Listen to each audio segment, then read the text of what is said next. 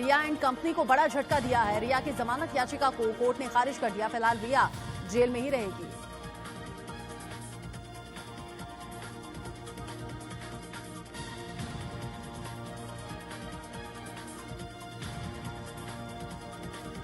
रिया sessions court के फैसले के खिलाफ बॉम्बे हाई कोर्ट में चुनौती देगी।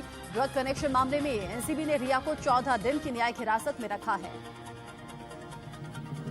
सेशंस कोर्ट ने शौविक समेत 6 आरोपियों की जमानत याचिका खारिज कर दी है। सभी आरोपी भी हाई कोर्ट में अर्जी देंगे। एनसीबी की पूछताछ में रिया के भाई शौविक ने कबूला कि सुशांत दिन में 4 से 5 बार ड्रग्स लेता था। मैं अप्रैल 2019 में बहन रिया के जरिए सुशांत से मिला था।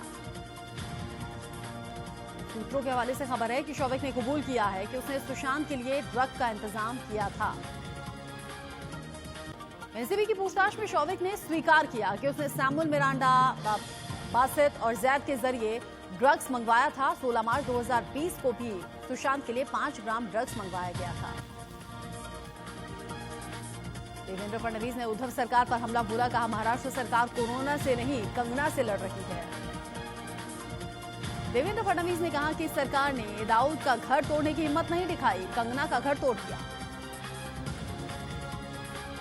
बजरंग दल भी कंगना के समर्थन में आ गया है। उदयपुर में बजरंग दल के कार्यकर्ताओं ने उद्धव सरकार के खिलाफ प्रदर्शन किया।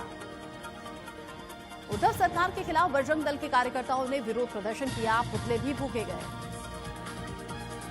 कंगना के लिए मुश्किलें और ज्यादा बढ़ गई हैं। कंगना के ड्रग्स लेने के मामले में मुंबई पुलिस जांच करेगी। अध्ययन सुमन के इंटरव्यू के आधार पर महाराष्ट्र सरकार ने आदेश दिया। अध्ययन सुमन ने वीडियो ट्वीट कर खुद को इस मामले में नहीं घसीटने की बात कही। कंगना रनौत ने एक बार फिर से ट्वीट कर उद्धव सरकार पर निशाना साधा। कहा, बाला साहब को डर था कि कहीं शिवसेना कांग्रेस न बन जाए। कंगना ने कहा कि बाला साहब मेरे पसंदीदा आदर्श हैं। बाला साहब ठाकरे को कांग्रेस से गठबंधन का डर था। कंगना ने सोनिया गांधी से भी ट्वीट कर कुछ सवाल पूछे। कहा कि क्या सोनिया गांधी मेरे साथ बर्ताव से दुखी नहीं है। कंगना ने कहा कि एक महिला के नाते आपका दिल नहीं दुखता। संविधान की रक्षा के लिए क्या आप नहीं कहेंगे।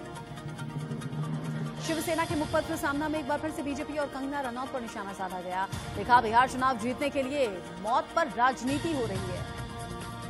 सामना में लिखा, बिहार में एक खास जाति के लिए वोट पाने के लिए किसी की मौत पर राजनीति और निवेश कैसे किया गया, ये सबने देखा।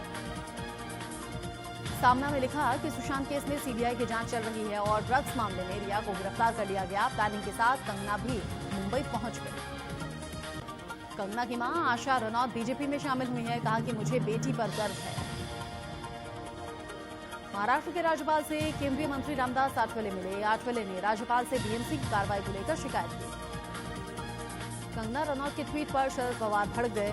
उन्होंने कहा कि कंगना से जिम्मेदारी के साथ बोलने की उम्मीद नहीं कर सकते। एलएसी पर तनाव के बीच में रक्षा मंत्री Rajnath Singh high level meeting कर रहे हैं। बैठक में CDS general Bipin Rawat, NSA Ajit Doval और तीनों सेना प्रमुख मौजूद हैं। भारत चीन सीमा विवाद पर एक बार फिर से राहुल गांधी ने केंद्र सरकार पर निशाना साधा। ट्वीट कर हमला किया। राहुल गांधी ने ट्वीट कर लिखा, चीन ने हमारी जमीन पर कब्जा कर लिया। सरकार इसके लिए कुछ कर रही है या फिर इसे भी भगवान भरोसे ही छोड़ दिया गया। चीन को जवाब देने के लिए लद्दाख में भारत ने बोफोर्स और होवित्जर तोपें भेजी। लद्दाख में भारतीय सेना की संख्या भी बढ़ाई गई। चीनी मीडिया ग्लोबल टाइम्स ने एक बार फिर से भारत को गीदड़ भभकी दी। कहा कि अगर जंग हुई तो भारतीय सेना ज्यादा देर तक टिक नहीं सकेगी। ग्लोबल टाइम्स ने लद्दाख के पैंगोंग से जल्द ही भारतीय सेना को हटाने की भी बात कही गई है। पूर्वी लद्दाख में एलएसी पर तनातनी के बीच में मॉस्को में भारत और चीन के विदेश मंत्रियों की मुलाकात हुई। दोनों देशों के बीच में करीब 2 घंटे तक मुलाकात हुई।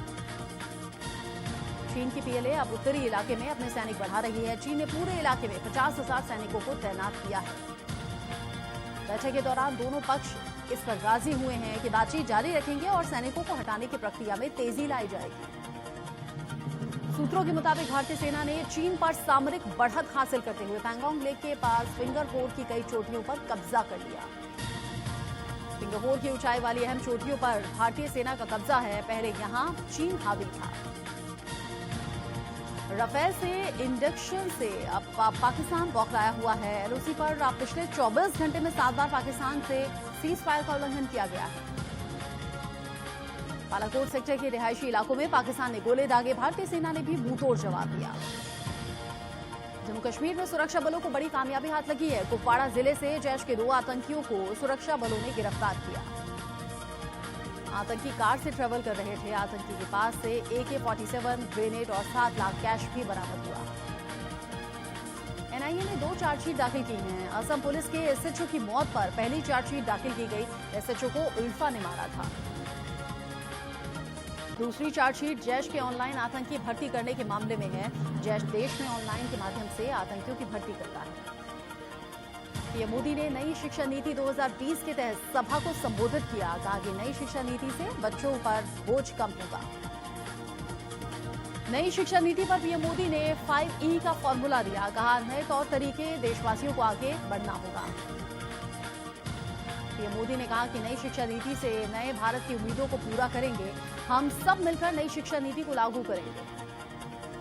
पीएम मोदी ने कहा कि 3 दशकों से दुनिया का हर क्षेत्र बदल रहा है, हमें भी दुनिया के साथ बदलना होगा। जम्मू कश्मीर के बारामूला में सुरक्षा बलों ने भारी तादाद में हथियार और गोला बारूद बरामद किए। ऑपरेशन के दौरान सुरक्षा बलों को राइफल और पिस्टल जैसे हथियार मिले। बीजेपी अध्यक्ष जेपी नड्डा आज से 2 दिन के बिहार दौरे पर हैं। पटना में बिहार बीजेपी कार्यालय में चुनाव संचालन समिति की बैठक लेंगे। बिहार दौरे के दौरान नड्डा की मुलाकात नीतीश कुमार से हो सकती है। इस मुलाकात के दौरान सीट शेयरिंग फॉर्मूले पर बातचीत होने की भी संभावना है। जयपुर में प्रदेश कांग्रेस कमेटी की बैठक में यूथ कांग्रेस नेताओं को एंट्री न होने से हंगामा मच गया। कार्यकर्ताओं ने धरना दिया और जमकर नारेबाजी की। आईसीएमआर ने राष्ट्रव्यापी सीरो सर्वे के दूसरे भाग को प्रकाशित किया। सर्वे के मुताबिक मई 2020 की शुरुआत में कुल 64 लाख लोग संक्रमित हो चुके थे। सर्वे में कोरोना की वजह से हुई मौतों की संख्या पर भी सवाल खड़े किए गए। कहा कि भारत में कोरोना से हुई मौत की रिपोर्ट अधूरी है। दिल्ली में एक बार फिर से कोरोना ने रफ्तार पकड़ ली है। पिछले 24 घंटे में 4,308 नए मरीज मिले हैं और 28 मरीजों की मौत हुई। देश में कोरोना का कहर जारी है। पिछले 24 घंटे में 96,551 नए मरीज सामने आए। देश में कोरोना से 24 घंटे में 1,209 मरीजों की मौत हो गई। मौत का कुल आंकड़ा 76,271 है। देश में अब तक कोरोना के 44,62,000 से ज्यादा केस सामने आ चुके हैं। फिलहाल 9,43,000 से ज्यादा एक्टिव केस हैं। दिल्ली में आज से मजेंटा लाइन पर भी मेट्रो सेवा शुरू हो गई है। 12 सितंबर के बाद से दिल्ली में मेट्रो सुबह 6 बजे से रात 10 बजे तक चलनी शुरू हो जाएगी। महाराष्ट्र में कोरोना के अब तक कुल 9,90,000 से ज्यादा केस सामने आ चुके हैं। 24 घंटे में 28,282 नए मरीज बढ़े हैं। लखीमपुर खीरी में सेक्स रैकेट में पकड़े गए 2 आरोपी कोरोना पॉजिटिव पाए गए। इलाज के लिए कोविड सेंटर में भर्ती करा दिया गया है। मध्य प्रदेश के ग्वालियर में एक चोर ने दिन दहाड़े एक अपार्टमेंट से स्कूटी चोरी की। पूरी घटना सीसीटीवी में कैद हो गई। एमपी के अशोकनगर में खराब फसलों के साथ बड़ी संख्या में किसान कलेक्ट्रेट पहुंच गए। भारतीय किसान संघ की अगुवाई में किसानों ने फसल बीमा राशि की मांग को लेकर जमकर नारेबाजी की। उत्तराखंड के हल्द्वानी में प्राइवेट स्कूलों द्वारा ली जा रही फीस के खिलाफ हंगामा हुआ। यहां पर पिछले 1 महीने से धरने पर बैठे पार्षद को जब पुलिस गिरफ्तार करने पहुंची तो लोगों ने जमकर नारेबाजी की। ग्रेटर नोएडा में मामूली विवाद में हुई हत्या का पुलिस ने खुलासा किया। पुलिस ने हत्या के मामले में 2 आरोपियों को गिरफ्तार कर लिया है। नोएडा के सेक्टर 44 में गेस्ट हाउस से एक शख्स का शव मिलने से हड़कंप मच गया। पुलिस ने इसे आत्महत्या बताया है। गोंडा में पुलिस और बदमाशों के बीच मुठभेड़ हुई, जिसमें पुलिस ने 5 शातिर बदमाशों को गिरफ्तार कर लिया है। गाजियाबाद के ट्रोनिका सिटी इलाके में बदमाश को पकड़ने गई पुलिस को भीड़ ने घेर लिया। पुलिस की गिरफ्त से बदमाश को छुड़ा लिया। बागपत में दिल्ली पुलिस के सिपाही की हत्या के मामले में पुलिस ने दोनों आरोपियों को गिरफ्तार कर लिया। पुलिस ने आरोपियों के पास से हथियार भी बरामद किया है। वाराणसी के एक मोबाइल शॉप में एक युवक दुकान में मोबाइल खरीदने के बहाने आया और मोबाइल लेकर भाग निकला।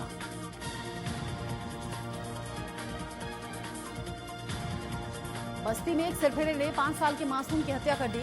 पीड़ित परिजनों की शिकायत पर पुलिस ने आरोपी को गिरफ्तार कर लिया।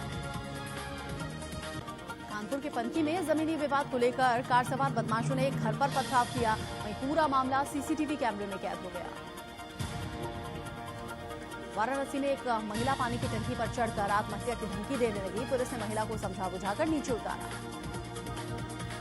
राजस्थान में अजमेर के अलवर गेट इलाके में स्थानीय लोगों ने एक शख्स को चोरी के आरोप में पकड़ लिया और उसकी पिटाई कर दी।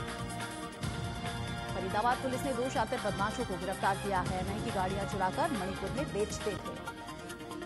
चंदौली की एक फैक्ट्री में ब्लास्ट हो गया, जिससे कि 7 मजदूर झुलस गए। सभी की हालत गंभीर बनी हुई है। उन्हें इलाज के लिए BHU रेफर कर दिया गया है। बलरामपुर में शॉपिंग मॉल खुलवाने के नाम पर एक महिला से 54.5 लाख की ठगी का मामला सामने आया है। पीड़ित महिला ने पुलिस से मामले की शिकायत की है। शाहजहांपुर में पुलिस ने ARTO ऑफिस के बाहर छापेमारी की, जहां से पुलिस ने 15 दलालों को मौके से गिरफ्तार कर लिया। वहीं उनके पास से करीब 4.5 लाख रुपए कैश भी बरामद हुआ है। गाजियाबाद के मुरादनगर में पुलिस ने छापेमारी के दौरान एक कंटेनर से 1000 पेटी अवैध शराब बरामद की है। मौके से पुलिस ने एक आरोपी को भी गिरफ्तार कर लिया। मथुरा में एक शख्स ने पारिवारिक समस्या से परेशान होकर अपनी ही बाइक में आग लगा दी, जिससे बाइक पूरी तरह से जल गई। हरिद्वार में खिलौने के गोदाम में आग लग गई। दमकल की 4 गाड़ियों ने कड़ी मशक्कत के बाद आग पर काबू पाया। गुजरात में वडोदरा के एक अस्पताल के कोविड सेंटर के इमरजेंसी विभाग में धमाके के साथ आग लग गई। मरीज और स्टाफ अफरा तफरी में भागते हुए नजर आए। रुड़की में बाघ के आतंक से लोग सहमे हुए हैं, डरे हैं। इलाके में आए दिन बाघ लोगों पर हमला करता है। पंजाब नेशनल बैंक ग्राहकों को फेस्टिवल बोनांजा ऑफर दे रहा है। बैंक हाउसिंग और कार लोन पर प्रोसेसिंग और डॉक्यूमेंटेशन चार्ज नहीं लेगा। रेटिंग एजेंसी क्रिसिल ने कहा है कि 2020-21 में भारत की GDP में 9% की गिरावट आ सकती है। 50 के दशक के बाद की सबसे बड़ी गिरावट ये होगी। रिलायंस इंडस्ट्रीज के शेयर में जबरदस्त उछाल आया है। रिलायंस $200 अरब का मार्केट कैप हासिल करने वाली देश की पहली कंपनी बन गई। लेबनान की राजधानी बेरूत पोर्ट पर भीषण आग लग गई। आग लगने की वजह से लोगों में अफरा तफरी मच गई। कैलिफोर्निया के जंगलों में फैली आग ने विकराल रूप ले लिया। आग की लपटों ने कई घरों को भी अपनी जद में ले लिया। अब तक 8 लोगों की मौत हो गई है। 14,000 फायर फाइटर्स आग बुझाने में जुटे हुए हैं। फायर फाइटर्स के सहायता के लिए 60 से ज्यादा हेलीकॉप्टर्स लगाए गए हैं। प्रधानमंत्री पद को छोड़ने से पहले शिंजो आबे ने PM मोदी से फोन पर 30 मिनट तक बात की। इस दौरान दोनों देशों के बीच में समझौतों पर चर्चा हुई। दुनिया भर में कोरोना से अब तक 2 करोड़ 82 लाख से ज्यादा लोग संक्रमित हो चुके हैं। 9,11,000 से ज्यादा लोगों की मौत हो गई है। अमेरिका में कोरोना से संक्रमितों का आंकड़ा 65 लाख के पार पहुंच गया है, जबकि मरने वालों की संख्या 1,95,000 से ज्यादा है। कोरोना से ब्राजील में अब तक करीब 1,28,000 से ज्यादा लोगों की जान जा चुकी है। 42 लाख से ज्यादा संक्रमित हैं।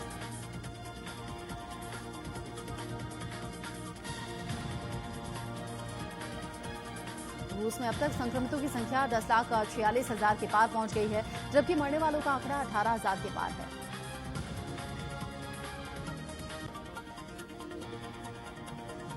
मैक्सिको में कोरोना के अब तक 69,000 से ज्यादा लोगों की जान जा चुकी है, जबकि 6,47,000 से ज्यादा पॉजिटिव केस हैं। सेरेना विलियम्स लगातार 11वीं बार US ओपन के सेमीफाइनल में पहुंची हैं। उन्होंने बुल्गारिया की स्वेतलाना पिरोनकोवा को 4-6, 6-3, 6-2 से हराया। CSK के ओपनिंग मैच के 10 दिन पहले तेज गेंदबाज दीपक चाहर ने कोरोना को मात दी। उनकी दूसरी रिपोर्ट नेगेटिव आई है। ऑस्ट्रेलिया के पूर्व कप्तान स्टीव स्मिथ ने विराट कोहली की तारीफ की। कहा, विराट इस वक्त वनडे के सबसे बेहतर बल्लेबाज हैं।